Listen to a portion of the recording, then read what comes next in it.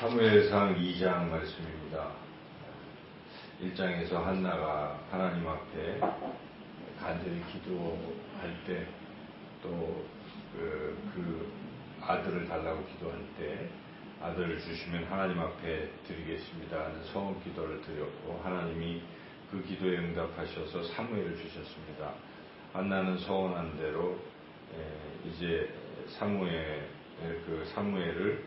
이렇게 하나님 앞에 이제 다시 드리는 거죠. 지금 그 드리기 전에 먼저 하나님 앞에 이제 감사 기도, 찬양 기도를 쭉 드린 후에 오늘 본문의 11절에 보면 이제 그 사무엘은 하나님 앞에 있게 되었다, 이런 것을 기록하고 있습니다. 그리고 이런 한나의 그 소원 기도에 대한 응답, 그리고 그 하나님을 소중히 여기는 아이보다 자기가 낳은 갓난아기를 떼어놓는다는 게 얼마나 힘들고 어려운 일이겠습니까만, 그러나 하나님과 한 약속이 너무나 중요하기 때문에 그 소원 기도를 지키고 이렇게 하나님을 존중히 여기는 그런 한나의 모습, 이에 대한 하나님의 하시는 축복, 그래서 사무엘이 하나님과 사람 앞에서 사랑스러워지고 잘 자라게 되는 이런 이야기가 나옵니다. 이와 대조적으로 엘리 제사장이 두 아들 홈리와 비느하스 앞에서 하나님을 더 소중히 여기는 이런 모습이 좀 결여되어 있고, 또한 그 자녀들을 그렇게 가르치지 못함으로 인해서 하나님으로부터 버림받는 그런 이야기가 이렇게 대조적으로 나오고 있습니다. 그래서 이 장의 주제는 분명한 것이죠. 하나님을 존중히 여기라 하는 것입니다. 하나님을 무시하거나 멸시하거나 소홀히 대하거나 만홀히 대하면 그건 자손 대대로 그런 복을 받기가 어렵다 하는 그런 것이죠. 그러나 반대로 하나님을 정말 존중히 여기고 소중히 여기는 그러한 삶, 또 자녀들을 그렇게 잘 가르치는 삶은 자손 대대로 복을 받는 그런 길이다 하는 것을 우리에게 분명하게 보여주고 있습니다. 내용을 좀 더 자세하게 살펴본다면, 한나의 기도문이 1절에서 10절까지 유명한 그 기도문이 나오죠. 이거는 이제 신약 성경에 보면 마리아의 또 찬가, 마리아 기도가 또 나오죠. 예수님을 이렇게 주신 그것에 대한 마리아의 그 감사, 찬가, 이 계집종에게 이런 은혜가 임했습니다 하면서 하는 그런 찬가와 이 한나의 이 찬가는 참 많이 비슷한 점이 있습니다. 비슷한 점이 있고, 근데 이제 공통점은 그겁니다. 하나님은 높이시기도 하고 낮추시기도 하시는 전능하신 하나님이시다. 이렇게 하나님을 인정하고 하나님을 이렇게 위대하신 전능하신 하나님으로 이렇게 높이는 그런 내용이죠. 그래서 여기 한 절 한 절이 참 다 은혜가 되는데, 특별히 이 가운데에 이제 우리 6절, 7절 한번 같이 5절, 6절, 7절을 한번 연달아서 같이 다시 한번 읽어보겠습니다. 풍족하던 자들은 양식을 위하여 품을 팔고 줄이던 자들은 다시 줄이지 아니하도다.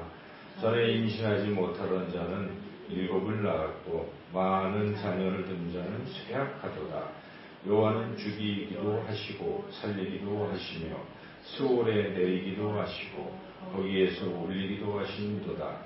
여호와는 가난하게도 하시고 부하게도 하시며 낮추기도 하시고 높이기도 하시는도다. 그렇습니다.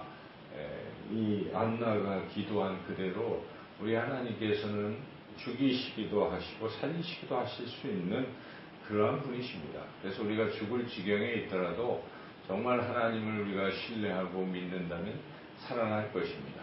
그러나 내가 살았다 생각하고 내 힘을 믿고 내가 잘됐다고 생각할지라도 하나님을 잊어버리고 하나님을 망각하고 하나님을 우습게 여기는 순간 그 모든 것이 한꺼번에 사라질 수 있다는 것입니다. 여기에 부귀, 그 모든 것도 다 풍족하던 자들도 양식을 구걸할 정도가 되는 이러한 상황이 될 수 있습니다. 모든 것의 주권은 하나님께 속한 것입니다. 다 하나님 손에 달려있다는 것을 지금 한나는 기도 중에 노래하는 것이죠. 그래서 우리가 늘 하나님 중심에 하나님을 가장 소중히 여기는 이런 신앙의 삶이 중요하다는 것입니다. 여기 한나의 기도에서 한나가 얼마나 하나님을 이렇게 소중히 여겼는가를 느낄 수가 있습니다. 그래서 이렇게 11절에서 가면서 아이를 맡겨주는 것이죠. 하나님을 더 소중히, 하나님과 한 약속을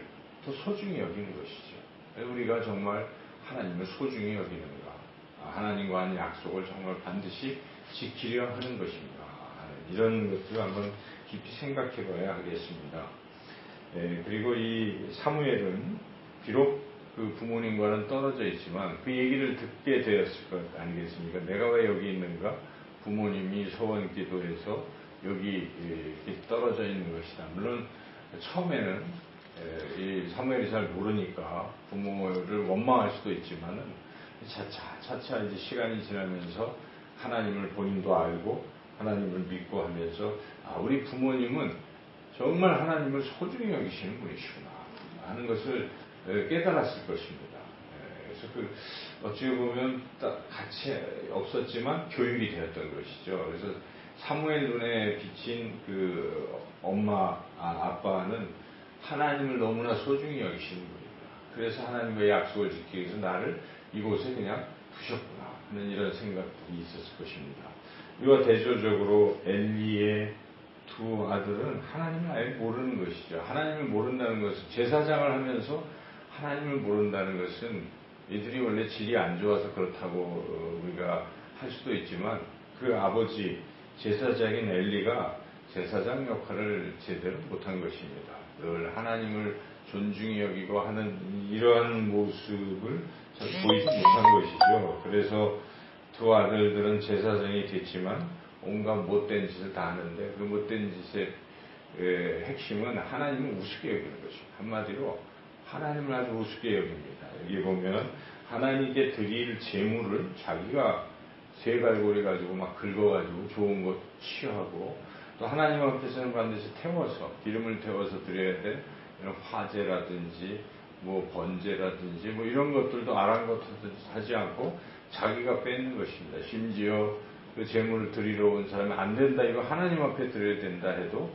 강제로 빼앗기까지 하는 이런 천인공노할 그러한 죄를 범하는 것이죠. 이런 죄를 범하는 핵심은 무엇인가? 하나님을 알지 못하기 때문에 하나님이 있다고 생각하지 않습니다. 그러니까 눈에 고기만 보이는 것이지 이게 하나님께 드려질 것이라는 생각을 하지도 않는 것이 보이지도 않는 하나님, 믿지도 않는 하나님께 이걸 왜 드려? 이런 생각을 하는 거죠. 이건 내가 먹어야지. 벌써 여기에 애들이 얼마나 하나님을 믿지 아니하고 또 하나님을 우습게 여기고 소홀히 대하는지 나타나는 것이죠. 그래서 여기 이제 보면 근데 그 이유가 무엇일까?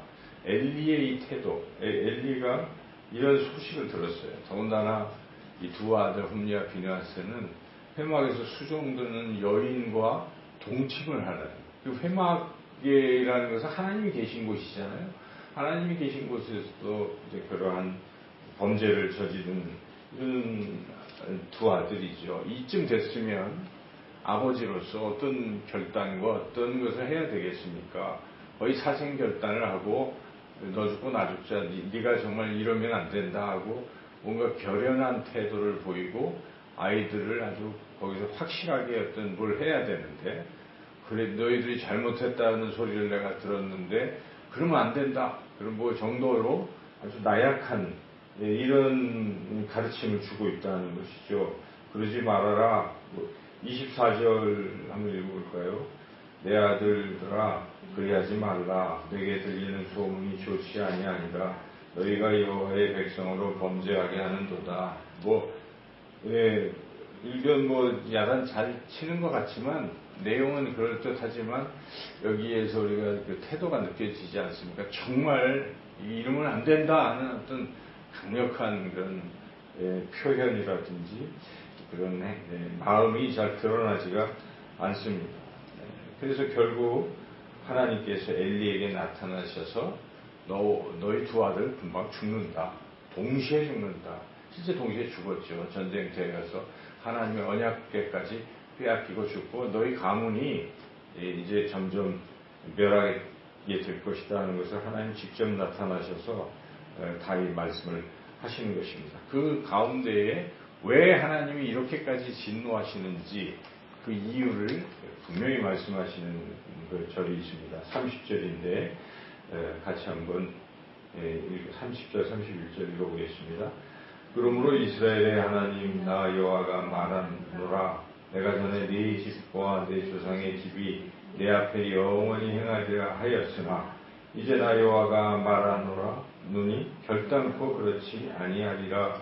나를 존중히 여기는 자를 내가 존중히 여기고 나를 멸시하는 자를 내가 경멸하리라. 보라 내가 네 팔과 네 조상의 집 팔을 끊어 내 집에 노인이 하나도 없게 하는 날이 이를지라. 나를 존중히 여기는 자를 내가 존중히 여기고 나를 멸시하는 자를 내가 경멸하리라. 이게 핵심인 것입니다. 나를 존중히 여기는 한나는 내가 복을 주어서 그 아들 사무엘을 통해서 나의 위대한 일을 이루어 갈 것이다 하는 것이죠. 그러나 나를 경멸히 여기고 멸시하는 이 홈리와 비느하스 그는 죽임을 당할 것이고 그 대가 끊겨질 것이다 하는 이러한 말씀하시는 것입니다. 근데 그 일에 너의 책임이 크다 하는 것입니다. 지금 엘리에게 하신 하나님의 말씀은 너도 나를 그렇게 존중히 여기지 못한다 하는 것입니다. 우리가 이 말씀을 쭉 읽으면서 깨닫게 되는 것은 과연 나는 내 자녀들 앞에서 하나님을 존중히 여기며 살고 있는가? 어떤 일이 있어도 하나님 섬기는 일에는 결단코 양보하지 않고 나는 하나님을 섬기노라 하는 그런 삶의 자세를 보였는가? 아니면 자식들과 같이 함께 적당히 그랬는가 하는 걸 우리가 생각해요. 때로는 내가 자식이 너무 소중해서 하나님보다 자식을 더 사랑해서 자식을 더 사랑했는가? 그런 거 갖고는 안 된다는 거죠. 자식이 뭘 보고 느끼겠습니까? 결국은 자식은 그렇게 얘기합니다. 나를 너무 사랑하신다, 감사하신 부모님이라기보다는 하나님이 없어. 그러니까 저러지. 하나님이 정말 있다고 믿는다면 그런 게 아니죠. 근데 자식 앞에서도 정말 결연한 신앙의 모습을 하나님을 존중히 여기는 모습을 보이면 자식도 생각해보는 거죠. 하나님이 정말 있나? 그러면서 신앙이 생기는 거죠. 그래서 우리가 이 자녀 앞에서 어떤 일이 있어도 하나님 중심, 하나님을 존중히 여기는 그런 삶을 살아야 자녀가 산다는 것입니다. 그래야 하나님께서 자녀를 축복하시는 것이죠. 하나님은 눈에 보이지 않아도 살아계신 분이십니다. 다 가진 것 같아도 하루아침에 다 잃어버릴 수도 있어요. 또 아무것도 없는 것 같아도 하나님이 한꺼번에 채워주실 수도 있습니다. 하나님은 그런 분이십니다. 하나님 모든 것을 만드신 분이시고 지금도 모든 것을 다스리시는 그 하나님을 우리가 깊이 생각하고 하나님을 존중히 여기며 자녀들에게도 그러한 모습으로 그리고 그렇게 가르쳐서 자손 대대로 하나님이 약속하신 풍성한 복을 받아 누리시는 저와 여러분 모두의 삶이 되시기를 주님의 이름으로 축원합니다.